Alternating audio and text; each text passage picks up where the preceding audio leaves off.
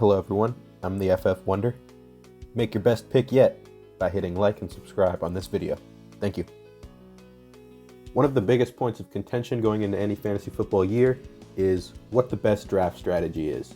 Now, there are many players who always go by one strategy, whether it's late round QB or always taking a running back in the first round. It's not always clear which is the best strategy when you start a fantasy football year, but there are always people who will be using the same strategy over and over and over again. Your fantasy football draft for this year isn't about deciding which strategy is best and using it every single year. It's about deciding which strategy is going to win you the draft and eventually win you your league this year. There's so many viable different strategies. So as you can see, I've tiered out these strategies, and what these tiers mean to me is which of these on a year-by-year basis has the best chance of succeeding. So it's not that any of these strategies necessarily will lose you the league, but some of them have smaller margins for error that over a larger sample size of years will lead to less consistent teams as you play on a year-by-year basis. And some of them are more consistent and will lead to better teams as you play on a year-by-year basis and more chances in the playoffs. Personally, my favorite strategies are to take a running back early, basically always take a running back in the first round, and try to swing for a quarterback in the mid to late rounds.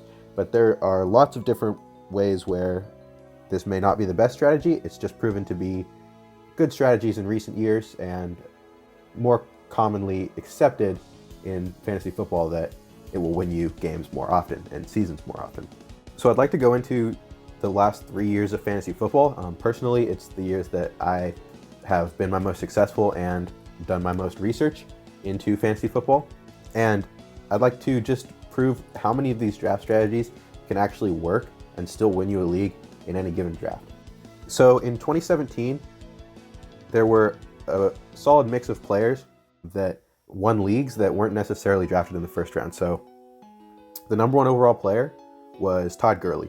He was a maybe late second, early third, some people got him in the middle of the third round running back that took a huge leap and ended up as the number one overall player while also delivering huge performances in the fantasy playoffs that won you your league. Some other players that were very fantasy relevant throughout the season and more importantly in the playoffs were DeAndre Hopkins, number 2 overall wide receiver, Cam Newton, the best overall quarterback, Tyreek Hill. He was the number 9 overall wide receiver, but he was a 5th round pick. So where you drafted him and the production you got out of him was a draft winning or at least draft dominating position. And the same thing can be said for Alvin Kamara, who's the number 4 overall running back, who was definitely a late round pick if he was even drafted at all. And these are the picks that can go into any strategy and still help you dominate your draft and win your league. Looking at 2018, some of the top players, Patrick Mahomes, he was the number 1 overall quarterback, who was a late round to undrafted quarterback. Saquon and Christian McCaffrey were both middle of the first to early second round picks, depending on how your league shook out. But these guys were the 2 top running backs, and you can only get them in the first to maybe early second. If you're looking at some of these other best players, Matt Ryan, Big Ben, these are not early round quarterbacks. These are mid to late round quarterbacks, depending on how your league picks. And they were the ones that won you leagues. They were the ones that got you to the playoffs and potentially even won you your league. And of course, looking at last year, 2019, Lamar Jackson was by far the best value pick. And I got him in the 5-6 turn in the draft. So that's a mid-round quarterback right there. And some other people in other leagues got him even later than that, which is just crazy value for the number 1 overall player, top 5 rusher, just a great player overall. And he's someone that if you committed to late round quarterback, you probably missed out on him. And if you committed to an early round quarterback, you definitely committed yourself too heavily to another player. Other great players include, of course, Christian McCaffrey, who was the number 2 overall pick. So that's an early running back. Saquon Barkley, you had to earn your way through the playoffs because he was a little bit injured. But once you got there, he put up numbers that won you your league. Austin Eckler and Aaron Jones were some more mid-range running backs that were dominant throughout the playoffs and in Aaron Jones' case throughout the entire season. Michael Thomas was not necessarily the first wide receiver off the board, but he was an early wide receiver that won your league.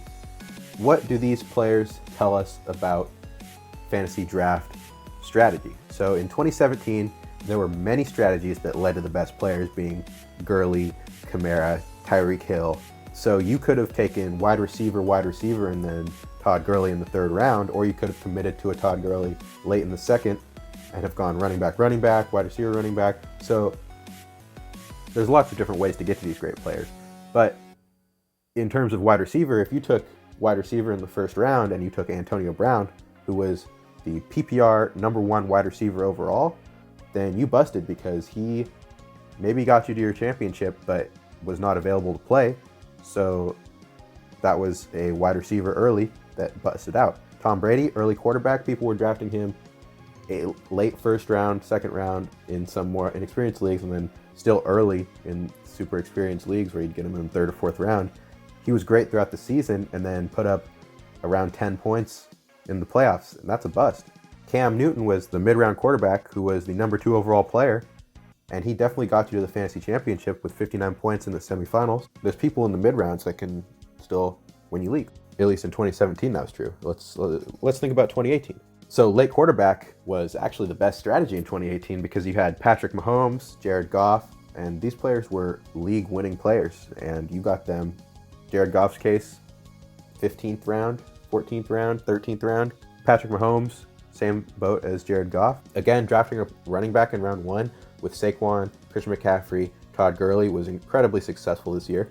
But it was also a year where if you had the #2 or #3 pick and you went with the average draft position players, running backs at those positions, then you busted and you lost. So at the same time, you have to have foresight to not play by last year's ranks, player deductive skills to know that, Saquon Barkley and Christian McCaffrey are better players than David Johnson and Le'Veon Bell in the upcoming season. So while the strategy of early running back was still the best strategy, you had to incorporate some other skills to get the best results from that strategy, or just be lucky and have the right pick to take Saquon, or reach for a little bit for Saquon with the 4th or 5th overall pick. But overall, the strategy remains of early running back being successful, even if you have to deduce which of these early running backs is going to be the most successful. And in 2019, of course, Lamar Jackson and also late tight end Mark Andrews, these players were the best draft value in 2019.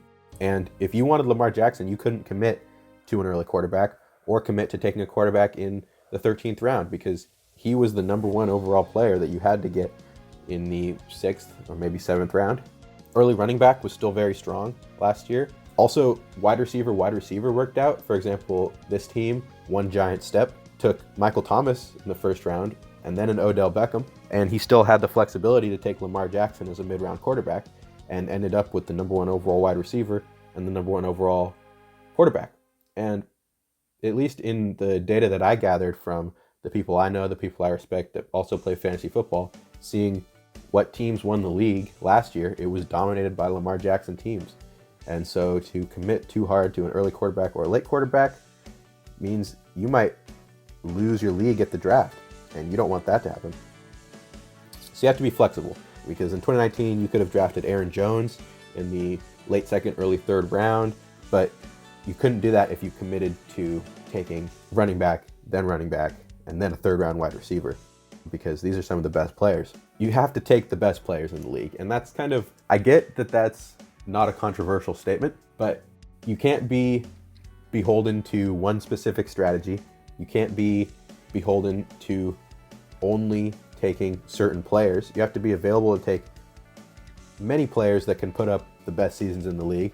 You have to be able to shift your strategy when other managers are forcing you to around you in the draft, and you have to be able to deduce which players are going to be better than the established players in the NFL, so that you can find the gems and take them before they fall to other managers. So overall, it's obvious that some of these teams' constructions are a much higher chance on a year-by-year basis, but in any single given year, any of these strategies can succeed if you pick the right players at the right times. That is more important than committing hard to one specific strategy that may not even be a league winner in any one given year. It's on you as the smart manager to figure out which of these strategies is going to win you your league this year. Thank you so much for watching this video. I hope you enjoyed it. FF Wonder, where the eighth wonder of the world is fantasy football.